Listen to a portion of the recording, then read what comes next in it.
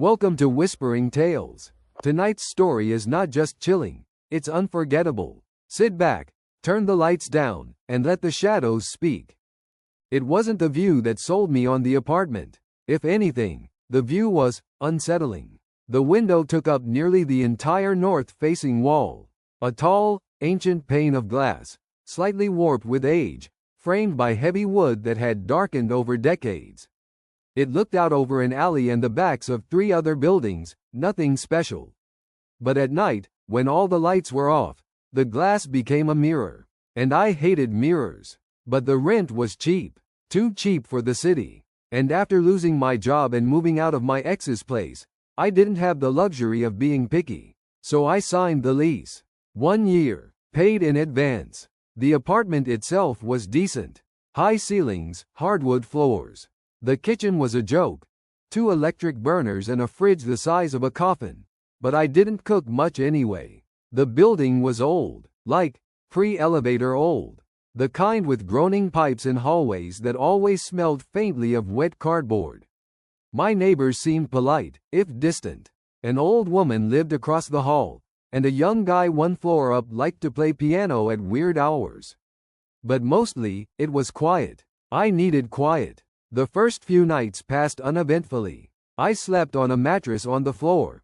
No furniture yet. I unpacked slowly, working through boxes like I was peeling away layers of my old life. Then, maybe on the 4th night, I noticed something odd. I was brushing my teeth in the reflection of the window, not by choice, but because the tiny bathroom mirror was cracked.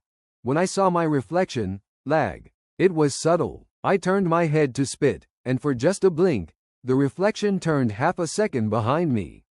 Like it was delayed. I froze, stared, moved my hand back and forth, perfectly synced. I told myself it was my imagination. Maybe the old glass was just distorting the movement. I hadn't been sleeping well, either. Stress, job hunting, too much caffeine. My brain was foggy. I let it go. But the next night, it happened again. This time, I was walking from the kitchen toward the couch, holding a glass of water. I passed the window, and caught a flash of movement. I stopped, looked. My reflection stood there, holding the glass, but it was tilted slightly. Just slightly. I turned my head. So did it. Raised my left hand. It raised its right. Everything looked normal. Except that initial tilt. Except the way it had watched me first. Like it had noticed me before I noticed it. I didn't tell anyone. What would I say? Hey, I think my reflection is glitching out? Even I didn't fully believe it. But from then on, I started catching myself watching it more. Passing glances. Lingering stares. Sometimes at night I'd sit on the couch, lights off, just watching myself in the glass. I told myself it was harmless. I was just tired. The human brain plays tricks.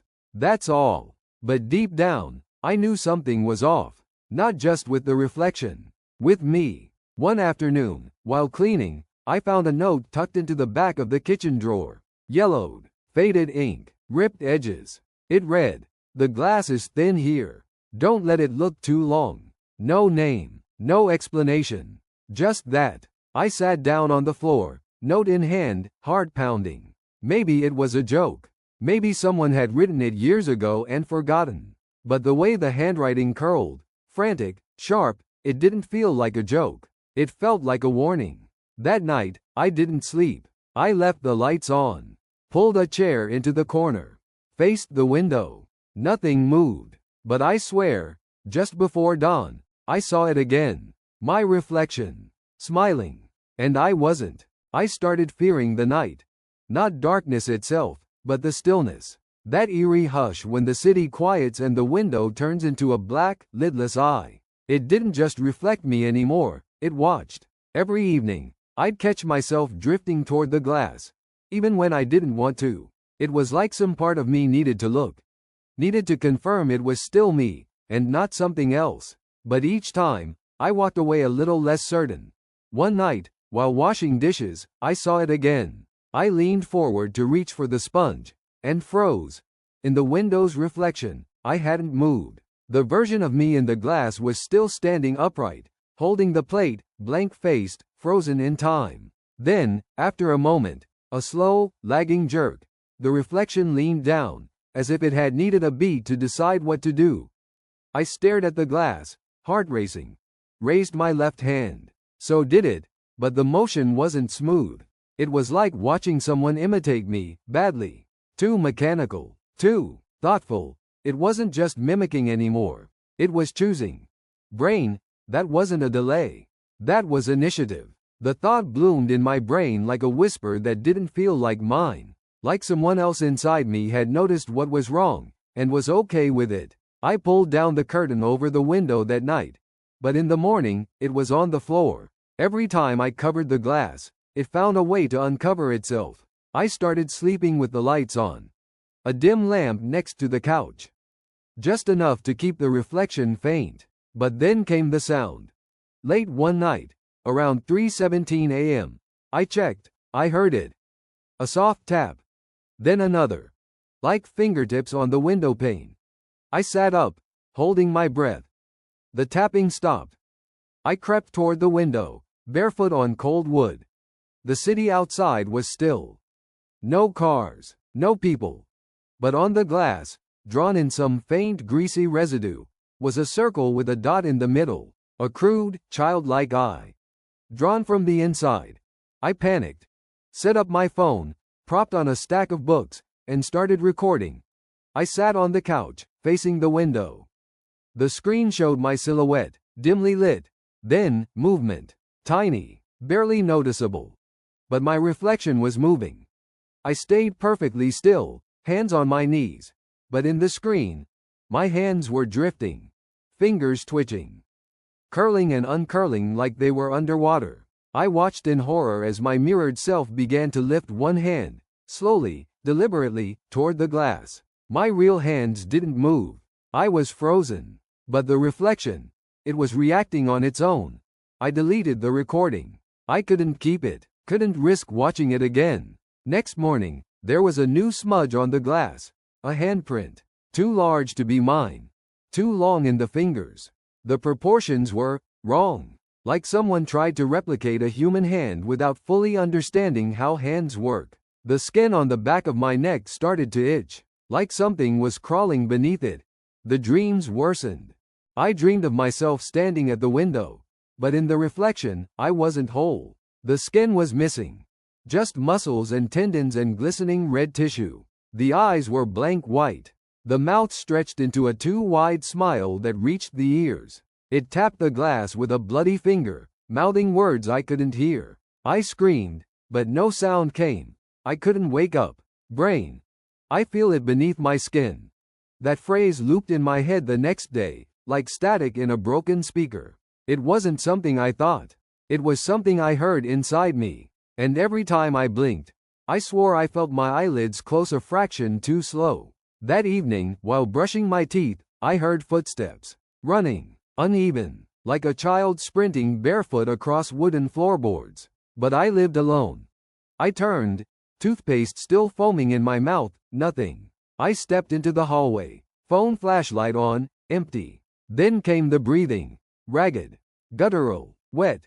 But not from me. It was coming from the window. I ran to it. Nothing outside. Just street lamps and trash bins. But my reflection, it was closer to the glass than I was. Its face was pressed forward, eyes wide open. And it wasn't breathing. If that's not me, who is it? I whispered the words aloud, hoping they'd sound ridiculous. But my reflection, it smiled. Then raised a single finger to its lips. And made a shish gesture. I didn't move. I swear, I didn't do that, but it did. I stopped trusting my own apartment. Every object felt compromised. The mirror in the bathroom, the black screen of the TV, even puddles on the sidewalk outside. All of them watched me back. But the window was still the worst. That glass surface, once a blank pane of city light, had become something else. A border, or maybe a membrane, something thin, fragile, and on the edge of breaking. And it did break. In the most subtle, horrifying way. It started with my journal. I kept one, tucked inside my desk drawer. Handwritten, Spiral bound, private. One morning I opened it, and there it was. A single line, sloppily scrawled in thick pen, cutting across the page like a wound. I can see you when you don't look. I dropped the book. I don't remember writing that. I would never write that. It wasn't even in my handwriting. The letters were sharp, almost aggressive. The S curled wrong. The Y was shaped like a fork. I stared at the page for 5 whole minutes. Then I tore it out, crumpled it, burned it in the sink. The next day, the page was back. Perfect, smooth, as if I had never touched it. That night, I covered the window with cardboard. I duct taped every edge, sealed it completely, sat in the corner and waited. But I could still feel it. That presence on the other side. Not angry, not violent, just interested. Like a child watching a bug in a jar, waiting to see what it would do next. I tried to act normal, cooked dinner, did laundry, played music on low volume to fill the silence. I even left the apartment for a few hours, walked to a nearby diner, ordered pancakes I didn't touch. But when I came home, something was off. The air smelled sweet, like overripe fruit left in a closed car, thick and cloying. And on the kitchen table, my phone, unlocked, open on the Notes app. A single sentence typed across the screen. Why did you leave me here alone? I nearly dropped it. The device had been in my pocket. I always took it with me. Always. I checked the camera roll. Nothing new.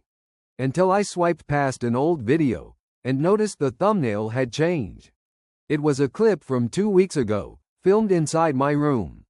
But now, the still image showed my face pressed against the window, mouth wide open, as if screaming. But I'd never done that. I opened the video, watched myself staring into the glass. Then, a jolt, a sudden blur, and the screen froze on a single frame. Not me. Something else. Something that wore my face, but not correctly. Its eyes were too far apart. Its skin too tight. Like a mask stretched over something that didn't quite fit. I deleted the file. Threw the phone across the room. I didn't sleep that night. Every time I blinked, I saw it behind my eyelids. The reflection, closer now, pressing against the invisible wall between us. Mouth moving, silent. I didn't want to know what it was saying. At 3:13 a.m., I heard the scrape, wood against wood. From the living room, I crept out with a kitchen knife in one hand, hard in my throat. The cardboard on the window was gone. It hadn't fallen. It had been peeled away. Carefully, intentionally. Each strip of duct tape lay flat on the floor, uncurled, like someone had removed it from the inside. I couldn't breathe. On the glass, drawn in thick condensation, were 4 words, "I'm tired of watching." And just below that, a smeared handprint, as if someone had tried to push through. I don't remember sitting down. 1 minute I was standing. The next, collapsed on the floor, back to the wall, knife shaking in my hand. I stared at the message until sunrise. The words slowly faded as the glass dried, but the handprint remained. A smudge I couldn't clean. I tried Windex, vinegar, even bleach. It wouldn't go away. That evening, I decided to test something. I sat in front of the window, face to face with it, and whispered, "What do you want?" No answer. The reflection just stared back, motionless, vacant. I leaned closer. Why me? And then, a smile. Not mine. The mouth in the glass curled up, independently, like a puppet being tugged by unseen strings. It wasn't mimicking. It was responding. And I swear I heard it, in my own voice, but spoken from nowhere. Because you looked back. The window wasn't a boundary anymore. It was an invitation. I could feel it every time I passed by, a pull. A tension in the air, like static before lightning. Not just from the glass, but from the space behind it. A space that should never exist. And something inside it was hungry. It began subtly. I'd catch flickers of movement in other reflective surfaces. The faucet, the microwave door, my laptop screen when it blacked out. Always the same. My reflection turning its head, A few milliseconds late, but with just enough lag to feel intentional. Once, in the bathroom mirror, it blinked before I did. Another time, I caught it smiling while I was brushing my teeth, my real mouth closed. I stopped looking at myself, stopped trusting mirrors. But the window, I couldn't avoid it. It took up nearly the whole wall. And now, it breathed. I mean that literally. When I stood close, the glass would fog in bursts, as if something, behind it was exhaling. Steady, rhythmic, wet. One night I pressed my hand to it, stupid, I know, and the fog on the other side matched my print. Exactly, same fingers, same scar across my thumb. But when I pulled away, the print stayed. Then it slid downward, slowly, like a hand dragging down the inside of a coffin lid. I started hearing whispers.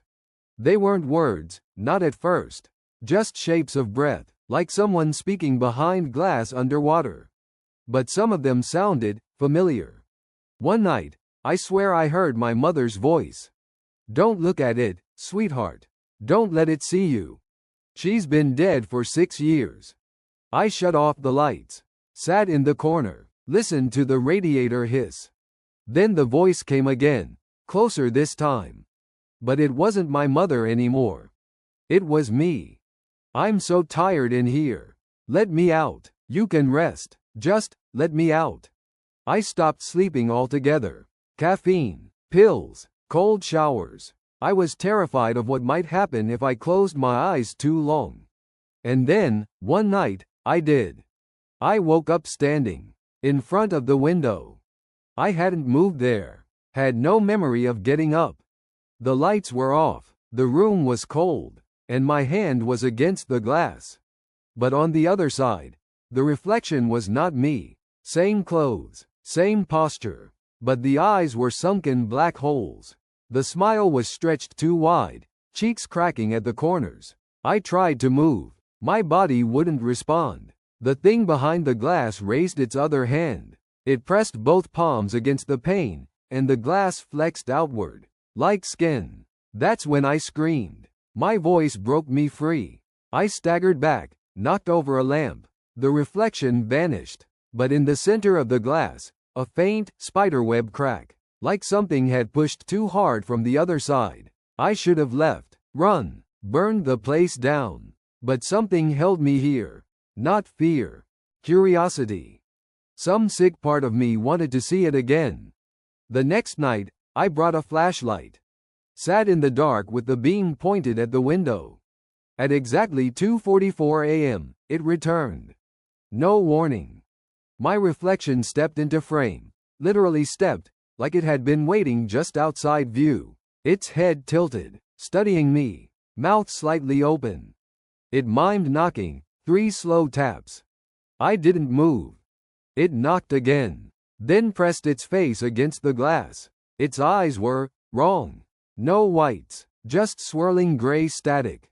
Then it opened its mouth. And my apartment filled with the sound. Not from outside, not from a speaker, from inside the air itself. A wet, rattling whisper. "You left the door open." My front door slammed shut behind me. I jumped, turned, nothing. When I looked back, the reflection was gone, but the crack in the window had widened.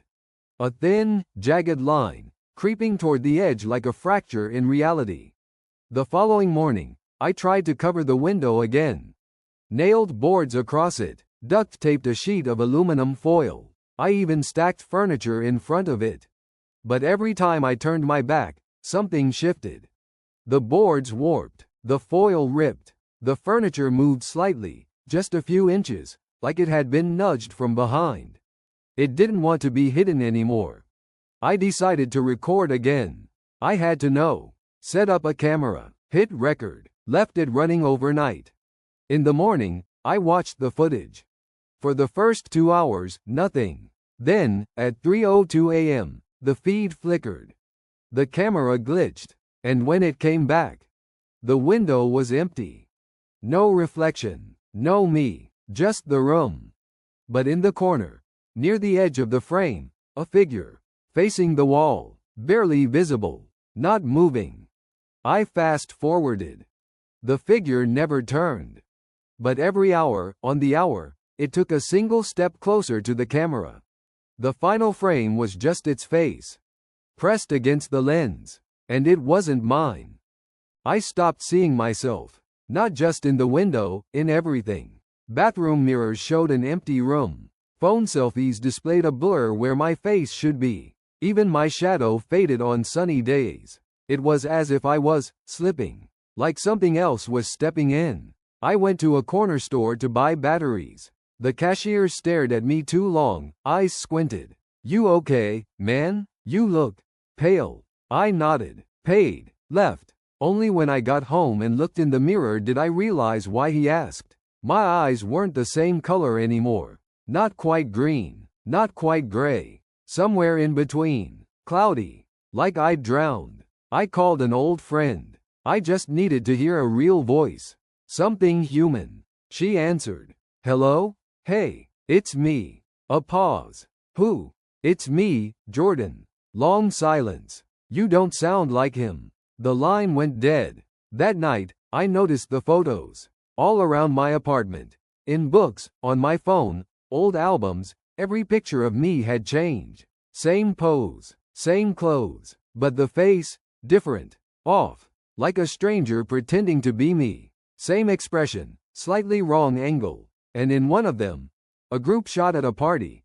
The version of me was staring straight into the camera, while everyone else looked away, including the real me. I began to lose time. Whole hours gone. I'd blink, and the sun would have moved across the sky. One afternoon, I woke up in the shower, fully dressed, water ice cold, my hands pruned and shaking. Another time, I came to standing in the kitchen, holding a steak knife, and the words, "I'm almost here," carved into the wood counter. I didn't remember doing it. I tried writing myself notes, messages on sticky pads, taped to the fridge, the walls, the inside of the medicine cabinet. "You are still you. Don't let it speak. Cover the mirrors." But by morning, the notes had changed. The handwriting was the same. But the words, "Let me finish it. It's easier this way. I look better anyway." I tried filming myself.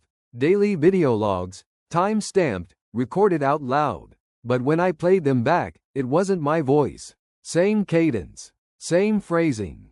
But colder. Empty. One video ended with me turning toward the camera and whispering, "He's starting to forget which side he's on." One night, I caught my reflection watching me before I walked into the room. Let me explain. I was in the hallway, approaching the living room, and from the corner, I saw the window. In it, my reflection. Already there, already staring, even though I hadn't stepped in yet. When I entered, it didn't move. It didn't realign. It just kept watching, as if I was the one who had arrived late. Then it started mimicking me, outside the glass. I'd reach for the fridge, and a second later, the cabinet behind me would creak open. I'd speak, and hear my own voice echo from another room. Sometimes I'd find things moved, rearranged the way I used to do it, but haven't in months. One morning, my shoes were lined perfectly at the door, tied, polished, ready. I hadn't worn them in weeks. But I used to. That's when it hit me. It wasn't copying me anymore. It was becoming me. The final straw came with the neighbor. Mrs. Bell, quiet woman, lived across the hall. I ran into her while taking out the trash. She smiled politely, but her face changed as I approached, brow furrowed. "Didn't you just come in?" I stopped. "What?" "I saw you a minute ago. You walked into your apartment." "I've been inside all day." She blinked, looked me over. Then she said, softly, "He waved at me." And she shut her door. That night, the reflection didn't show up. For the first time in weeks, the window was empty. Just glass, just night. I stared at it for hours. Relieved, and terrified. Because the absence meant one thing. It didn't need the mirror anymore. When I finally stood to turn away, I caught a movement in the TV screen. A face. Not mine. Smiling. Right behind me. I locked every door. Nailed the windows shut. Unplugged every reflective surface I could think of. TV? Gone. Bathroom mirror? Smashed. Laptop? Dead. I even lined the walls with aluminum foil. I must have looked insane. But insanity is when the world doesn't make sense anymore, and you're the only one still trying. It didn't matter. Every time I blinked, I saw its face in the darkness behind my eyes. Every time I spoke, I swore I heard a delay, like something else was copying me a fraction too late. I tried catching it, recording, watching live feed, facing the glass directly. But all I ever saw was myself. Until I didn't. It happened in a dream. Or maybe a nightmare. Or maybe just memory. I stood in front of the window, naked, bare, cold. But he was on the other side. Not behind the glass. Next to me. Same face, same body, same breath. But he didn't blink, didn't speak, just tilted his head and stepped forward. Through me. I woke up gasping, drenched in sweat. My voice cracked when I said my name out loud. It didn't sound right. My skin felt tight, like it didn't fit. And I swear, when I looked at my hand, the scar on my thumb was gone. The one I got when I was 9, trying to carve a stick. Gone. I opened my phone, front camera on. What stared back wasn't me. Not quite. Too symmetrical, too smooth, the eyes too focused, too awake. Like the version of me I could never become, the one who smiled correctly. Then it spoke, from the phone, not as an audio message, as a live voice.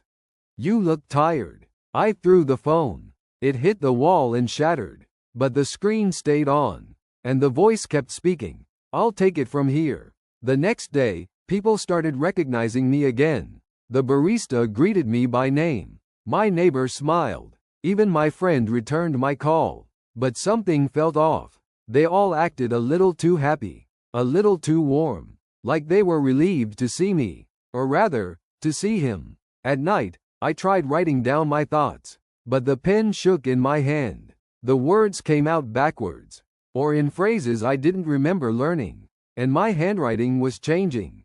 Becoming his. I decided to fight back. Duct taped knives to the walls. Lit candles around the apartment. Spoke my name out loud. Again and again. Jordan Hale. Born 1996. I live here. This is my body. I thought repetition could anchor me. But the lights flickered. And the window, the one I boarded shut, was clear again. As if nothing had ever covered it. And in the reflection, he stood there. Calm. Smiling. Then, he moved differently. Not mirroring, not copying. Acting on his own. He reached toward the glass, and I felt my own hand lifting. Against my will. Like a marionette. I screamed and pulled back. But my hand kept reaching. I grabbed a knife. Held it to my palm. If you move again, I said, I'll do it. He stopped. Then whispered. Too late. I dropped the knife. He didn't need to take my body. He was becoming me from the outside in. Through memory, through thought, through voice. Piece by piece. And I was fading. So I made a choice. I lit the window on fire. I poured lighter fluid across the sill, struck a match, and watched it go up in roaring yellow. Smoke filled the apartment. Alarms screamed. But for the first time in weeks, the glass cracked for real. It spider-webbed and shattered outward, and I saw nothing behind it. Just night. Just empty space. The fire crew pulled me out. I was coughing, delirious. They said I was lucky to be alive. But I still check mirrors. Still avoid my reflection. Because sometimes, when I move, I catch a delay. And when I sleep, he's still there. Waiting. I don't keep mirrors in my home anymore. Not because I'm afraid of what I'll see, but because I'm afraid of what I won't. It's been 3 months since the fire. The apartment's still blackened, charred in places. Insurance paid for the damages. They assumed it was a wiring issue. Said I was lucky to make it out alive. They called it an accident. But I know better. I didn't survive that night. Not all of me. I've spent every day since then trying to piece myself back together. Old routines. Same meals. Long walks. Therapy sessions where I lie through my teeth just to hear someone else talk. Sometimes I catch myself smiling for no reason. Or saying words I don't remember learning. Little habits I never had. Like tapping my fingers 3 times before locking a door, or humming a lullaby I never knew. And sometimes, when I laugh, the sound comes out too perfect. Too smooth. Like it was rehearsed. People say I seem better. More confident. More myself. But I'm not sure who that even is anymore. Some nights I wake up with scratches on my arms. Not fresh, old, faded scars in places I don't remember being hurt. They feel like memories I never had. Other nights, I wake up with a phrase in my head, looping like a broken record. You made room for me. I tried recording myself again. A test. To make sure my voice was still mine. I hit record. Sat down. Said my name. Told my story. Played it back. The voice was steady, calm, real. But at the end of the video, just before the camera shut off, my face twitched. Only once. But the smile it left behind wasn't mine. Sometimes I wonder if he ever really needed my body. Maybe I was just a doorway. Maybe that's all we are. Doors waiting to be opened. I burned the window. But I didn't close it. Last week, I visited my childhood home. It's abandoned now. Shattered windows. Dead vines crawling up the walls. I found my old bedroom. The closet was still there. The same cracked mirror on the inside of the door. I didn't want to look. I really didn't. But I did. And I saw him. Just for a second. Not a reflection. Not an illusion. Standing in the corner, watching. Not moving. Not smiling. Just waiting. I don't know what he wants anymore. Maybe nothing. Maybe just to exist. And maybe that's what he is now. A part of me. A better part, maybe. Stronger. Smarter. More whole. But not me. So I write. I document. Every thought. Every flicker of doubt. Every time I feel something slip. Because if I'm going to disappear, I want proof that I was here. That there was once a man who looked in a window and saw something staring back. They say if you stare into the abyss, it stares back into you. But no one tells you what happens when it likes what it sees. And if one day, you meet a man who smiles too perfectly, who knows your name before you say it, who laughs a half second too late, and whose eyes are just a little too still, please, don't look into the glass behind him.